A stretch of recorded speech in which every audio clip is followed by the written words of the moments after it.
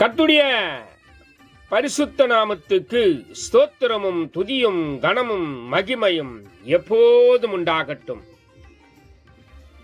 இந்த நல்ல நாளை காண செய்த தேவாதி தேவனுக்கு கொடான கோடி ஸ்தோத்திரம்.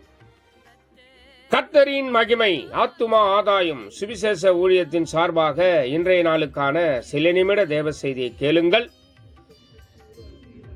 இனி காலம் செல்லாது, என் ஆண்டவராய் இயேசு கிறிஸ்து வரப்போகிறார். மனம் திரும்புங்கள், ஆயத்தமாயிருங்கள். அநேகரை ஆயத்தப்படுத்தி ஆண்டவர் பக்கமாய் திருப்புங்கள். பக்கத்துணையாய், பக்கபலனாய், பக்குவமாய் உங்க பக்கத்திலேயே இருந்து எல்லா நல்ல காரியங்களும் செய்து முடிப்பார். உங்க ஆலோசனைகளை நிறைவேற்ற நல்லவராய் இருக்கிறார். விசேஷமாக எரேமியா 33 அதிகாரம் 3 சொல்லுகிறது, என்னை நோக்கி கூப்பிடு, அப்பொழுது நான் உனக்கு உத்தரவு கொடுத்து நீ அறியாததும் உனக்கு எட்டாததுமான பெரிய காரியங்களை உனக்கு அறிவிப்பேன் என்று சொல்லி உங்களுக்கு தெரியாததை அறிவிக்கிற கர்த்தர். நீங்கள் எட்டக்கூடாதது, எண்ணக்கூடாதது, நினைக்கக்கூடாத அற்புதங்களையும் அதிசயங்களையும் அவர் உங்களுக்கு அறிவித்து வழிகாட்டி அதில் நடத்த வல்லவராயிருக்கிறார் என்பதில் சந்தேகமில்லை. சந்தேகப்படாமல் அவரை நோக்கி கூப்பிடுங்கள், அப்பொழுது உங்களுக்கு உத்தரவு வரும். அந்த உத்தரவு மகிமையா இருக்கும்.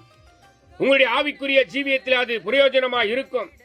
உங்களுடைய வாழ்க்கையில அது அற்புதங்களை செய்யும்.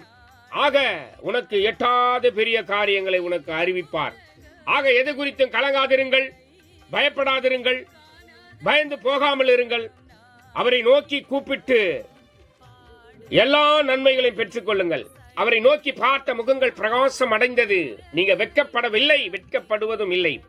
கர்த்தர் தாமே உங்களை நடத்தி ஆசீர்வதித்து எல்லா வழிகளிலேயும் காத்து உங்களுடைய போக்கிய வரத்தையும் ஆசீர்வதித்து பாதுகாப்பார். ஆக அவரை நோக்கி கூப்பிடுங்கள், எப்போதும் அவரை நோக்கி கூப்பிடுங்கள்.